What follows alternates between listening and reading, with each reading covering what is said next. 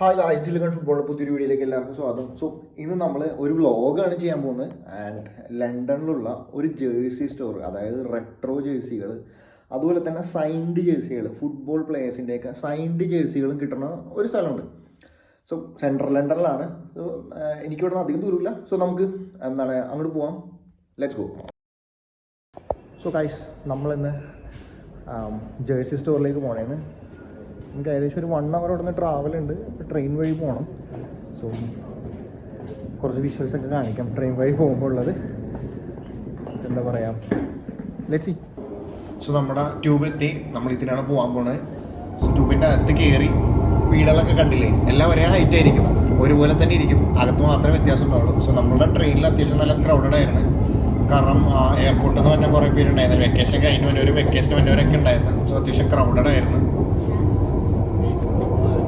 So നമ്മൾ സ്റ്റോറിൻ്റെ അടുത്തുള്ള സ്റ്റേഷനിലെത്തി. ആൽഗേറ്റ് ഈസ്റ്റ് എന്നാണ് സ്റ്റേഷൻ്റെ പേര്. ഇവിടെ നിന്ന് എനിക്ക് 5 മിനിറ്റ് നടക്കണം. റൂട്ട് കാണിക്കണം, 5 മിനിറ്റ് നടക്കാനാണ്. സോ ഭയങ്കര എക്സൈറ്റഡ് ആണ് ഓൾമോസ്റ്റ് സ്റ്റോറിൻ്റെ അടുത്ത് എത്താനായി. കാരണം ലൈക്ക് ലെജൻഡറി പ്ലേയേഴ്സും അവരുടെയൊക്കെ ജേഴ്സീസ്, അതുപോലെ ലെജൻഡറി ജേഴ്സികൾ കാണാൻ പറ്റും. Let's see what happens.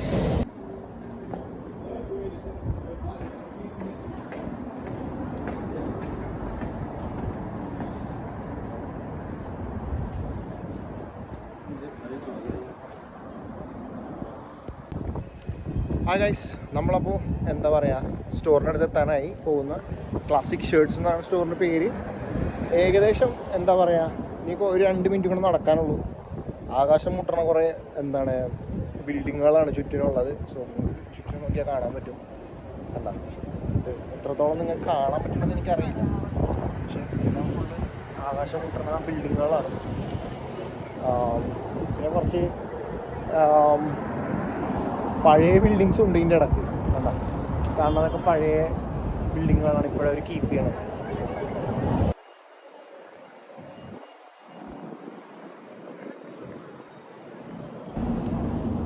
So guys, നമ്മൾ ക്ലാസിക് ഫുട്ബോൾ ഷർട്ട്സ് എന്നുള്ള ആ സ്റ്റോറിൻ്റെ ഫ്രണ്ടിൽ എത്തിയിട്ടുണ്ട്. സോ വലിയ സ്റ്റോറാണ്, ഞാൻ കാണിക്കാം.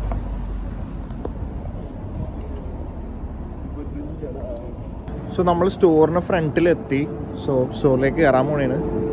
ആൻഡ് കൊള്ളാം, എൻട്രൻസ് എല്ലാം കൊള്ളാം, നൈസായിട്ടുണ്ട്. ഫസ്റ്റ് തന്നെ ജുവൻറ്റസിൻ്റെ പുതിയ ജേഴ്സിയാണ് കിടക്കുന്നത്. So that looks nice. Oh, Parma Calcio നമ്മുടെ ബഫൻ്റെ ടീമാണ്. സോ ബഫൻ്റെ ജേഴ്സി കിടപ്പുണ്ട്. സോ ബേൺലിയുടെ ജേഴ്സി ഉണ്ട്. ആക്ച്വലി ബേൺലിയുടെ ചാമ്പ്യൻഷിപ്പ് വിന്നിങ് ഫോട്ടോസൊക്കെ വെച്ചിട്ടുണ്ട് ഇവിടെ. And some of the reasons.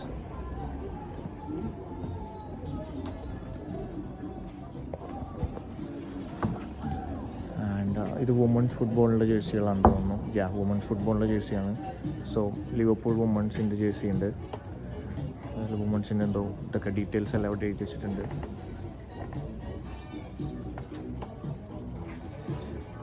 ഇവിടെ ഒരു ടൈലുണ്ട് വലുത്. ആക്ച്വലി ഞാൻ താഴ്ന്ന് കാണിക്കാം. കുറേ ലെജൻഡറി പ്ലേയേഴ്സിൻ്റെ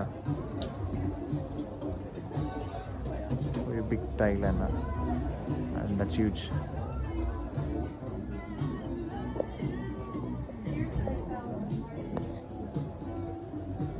സോ ലെജൻഡ്സ് ജേഴ്സി എന്ന് പറഞ്ഞിട്ട് ഇവിടെ കുറേ ഓപ്ഷൻസ് ഉണ്ട്. ഡിമരിയയുടെ കാണാം, മക്ലീലി, റോയ് കീൻ, അതേപോലെ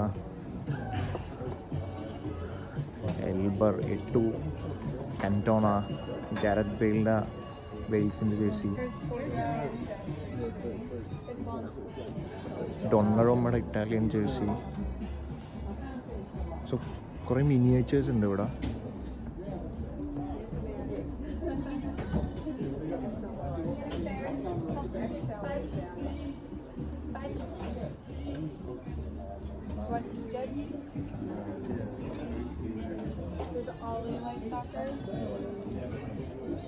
ചെൽസിയുടെ 2008-2009 സീസണിലെ 3rd കിറ്റാണ്.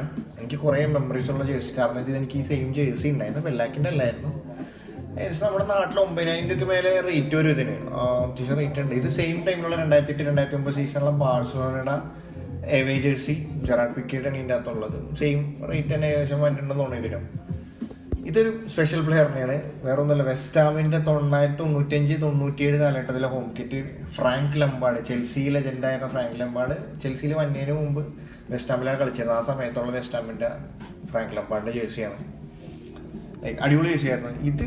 Manchester United legend Eric കന്റോണയുടെ, അതായത് 1996-98 സമയത്ത് അവരുടെ ഹോം ജേഴ്സി ആയിരുന്നു. ഉംബ്രോ അതേപോലെ ഷാർപ്പൊക്കെ കിറ്റ് സ്പോൺസർ ആയിരുന്ന സമയത്ത് സെയിം തന്നെ ടൈമിലാണ് റോയ്ക്കിൻ്റെ ജേഴ്സി. ആൻഡ് അടിപൊളി ജേഴ്സി ആയിരുന്നു ആക്ച്വലി ഇത്. കാരണം വെച്ചിട്ടുണ്ടെങ്കിൽ അവരുടെ ആ ഒരു ഇലൈറ്റ് കാലഘട്ടത്തിലുള്ള ജേഴ്സികളിലൊന്നാണിത്. 96-98 സീസണിലെ റോയ്ക്കിൻ്റെ ഇത്. 2000-2002 അവരുടെ ഹോം ജേഴ്സി വോഡഫോൺ പാർട്ട്ണറായിരുന്ന സമയത്ത് വാൻ നിസ്റ്റൽറോയ് സെയിം ജേഴ്സിയാണ്. കിടല ജേഴ്സി നമ്മുടെ നാട്ടിൽ ഏകദേശം എനിക്ക് തോന്നുന്നു 15,000 മേലെ വരും. ഇത് ഏകദേശം 15,000, 149 പൗണ്ട്സല്ലേ. ഇത് മാഞ്ചസ്റ്റർ യുണൈറ്റഡിൻ്റെ away kit 2001-2002 away third kit David Beckham ധരിച്ചിരുന്ന നമ്പർ 7. ഇതെനിക്ക് ഏറ്റവും ഫേവറേറ്റ് ആയിട്ടുള്ള ജേഴ്സി ചെൽസിയുടെ one of the favourite Autoglass partner ആയിരുന്ന സമയത്ത് 97-99 കാലഘട്ടത്തിലെ ഹോം ഷർട്ട് ജോൺ ടെറിയുടെ ആണത്. അടിപൊളി. John Terry 26 captain leader legend. ഇതെനിക്ക് വളരെ ഇഷ്ടപ്പെട്ടൊരു ജേഴ്സിയാണ്. കാരണം ചെൽസിയുടെ 2008-2009 സീസണിലെ ഹോം ജേഴ്സിയാണ്. ഇതും ടെറിയുടെ തന്നെയാണ്. ഇത് കഴിഞ്ഞ് നമ്മൾ നേരെ കയറി വന്ന ഭാഗത്തേക്കുള്ള ആ ജേഴ്സികൾ തന്നെ നോക്കാൻ പോയി. ആദ്യം തന്നെ ജേഴ്സി മറ്റേ ജീപ്പിൻ്റെ ജുവൻറ്റസിൻ്റെ 2023-24 സീസൺ, അതായത് വരാൻ പോണ സീസണിലെ കളക്ഷൻ. ഇത് ഡോട്ട്മുണ്ടിൻ്റെ 2023-24 സീസണിലെ ജേഴ്സിയാണ് ഹോം കിറ്റ്. അതുപോലെ തന്നെ ബയൺ മ്യൂണിച്ചിൻ്റെ ജേഴ്സിൻ്റെ 2023-24 ഇതിലാണ് നമ്മൾ ഈ മറ്റേ കിമ്മിൻജയുടെ ഇതൊക്കെ വന്നില്ലേ ഇപ്പോൾ, അതെല്ലാം കാണുന്നത് ഈ ജേഴ്സിയിലാണ്. പിന്നെ അതുപോലെ തന്നെ ബയൺ ജേഴ്സി, പിന്നെ ജുവൻറ്റസിൻ്റെ ജേഴ്സി, പിന്നെ അത് കാണുന്നത് ആ പുറകിൽ ഇറ്റലിയുടെ മാർബിൾ ഡിസൈൻ വന്ന ജേഴ്സി. അടിപൊളി ജേഴ്സി, എനിക്ക് ഭയങ്കര ഇഷ്ടപ്പെട്ട്. ഈവൻ തോന്നിയ ഇറ്റാലിയൻ ഫാനല്ല, എനിക്ക് ജേഴ്സി ഭയങ്കര ഇഷ്ടപ്പെട്ട്. അടിപൊളി ജേഴ്സി. ഏകദേശം 7,000 രൂപ ഒക്കെ വന്നിട്ടുണ്ടെന്ന് തോന്നുന്നു നാട്ടിലെ എമൗണ്ട്. ഇതെല്ലാം ഒറിജിനൽ ജേഴ്സികളാണ്, ഇതൊന്നും ഡ്യൂപ്ലിക്കേറ്റ്സ് അല്ല, ഒറിജിനൽ ജേഴ്സികളാണ്. കുറച്ച് സ്പാനിഷ് സൈഡിൻ്റെ ജേഴ്സികളുണ്ട്. അതുപോലെ തന്നെ റയൽ സൊസൈറ്റിൻ്റെ ജേഴ്സി, തുർക്കിയുടെ ജേഴ്സി, 2-3 കളർ ഓപ്ഷൻസ് ഉണ്ടായില്ല തന്നെ. പിന്നെ ഇത് അർസനലിൻ്റെ ജേഴ്സി. അർസനലിൻ്റെ ജേഴ്സി നല്ല രസമുണ്ട് കാണാനായിട്ട്. ഇത് അടുത്ത സീസണിലേക്കുള്ള ജേഴ്സിയാണ് അർസനലിൻ്റെ. സൈസ് ഭയങ്കര വലുതാണത്, എനിക്ക് പറ്റാത്ത സൈസായിരുന്നു. പിന്നെ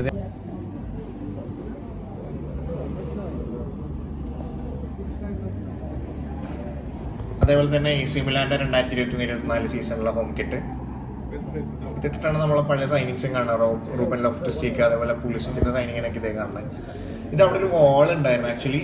നമ്മുടെ നാട്ടിൽ ഈ മറ്റേ തീപ്പെട്ടിപ്പടവും അതുപോലെ തന്നെ ലേബലൊക്കെ കളിക്കില്ല നമ്മളെ കളക്ഷൻ ഐറ്റം പോലെ, അതുപോലെ അവിടെ സ്റ്റിക്കർ കളക്ഷൻസ് ഉണ്ട് മറ്റേ പ്ലേയേഴ്സിൻ്റെ, അതിൻ്റെയാണത്.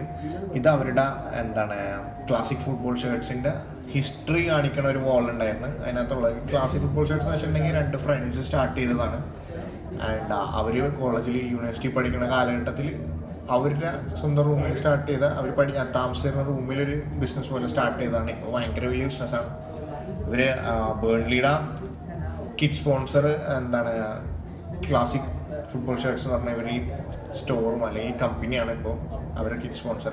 ഇത് കഴിഞ്ഞിട്ട് കാണുന്നത് സ്റ്റോറിനകത്തൊരു കഫേ ഉണ്ട്. ആ കഫേയിൽ വെച്ചേക്കണേണ് ടിപ്പ് ഇടാനായിട്ട് റൊണാൾഡോ ഫാൻസ്, മെസ്സി ഫാൻസിനാണ് കൂടുതൽ ഇട്ടേക്കണത് അതിൻ്റെ അകത്ത്. പക്ഷെ അടിപൊളി ഐഡിയ.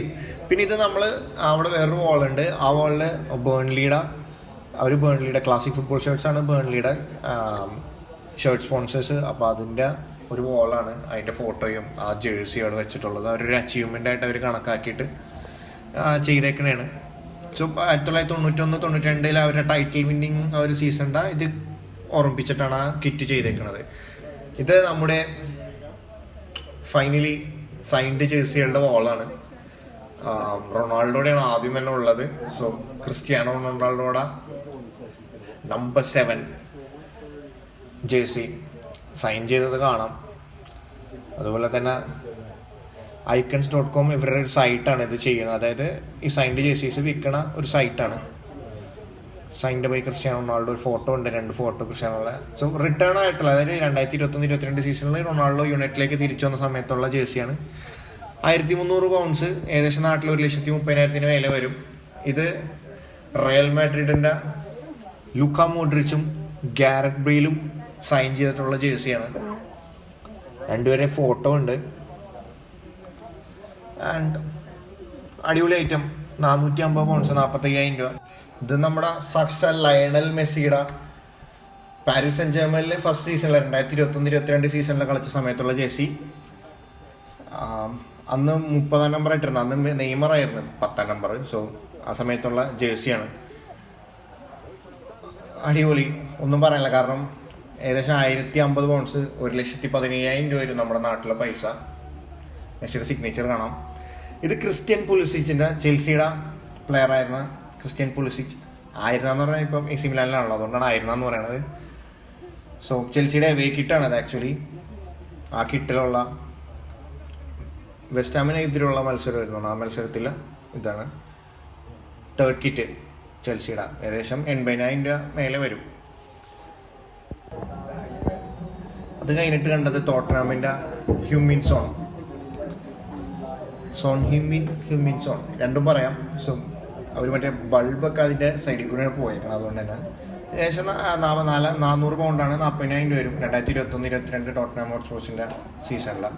ഇത് റഫീനയുടെ, ബ്രസീലിയൻ പ്ലെയറും ഇപ്പോൾ ബാഴ്സലോണയുടെ പ്ലെയറുമായ റഫീനയുടെ മുൻ ലീഡ്സ് താരം. സോ റഫീനയുടെ സൈൻഡ് ജേഴ്സിയാണ്. അവരുടെ സെലിബ്രേഷൻ നെയ്മറൊക്കെ ഉള്ള റഫീന നമ്പർ 11. 350 പൗണ്ട്സ് ഉള്ളൂ. 2022-21 ബ്രസീലിൻ്റെ ഹോം ഷർട്ട്, മറ്റേ വേൾഡ് കപ്പിൽ കളിച്ച ആ ജേഴ്സിയാണ്. ഏകദേശം നാട്ടിലെ 40,000 രൂപ അടുത്ത് വരും.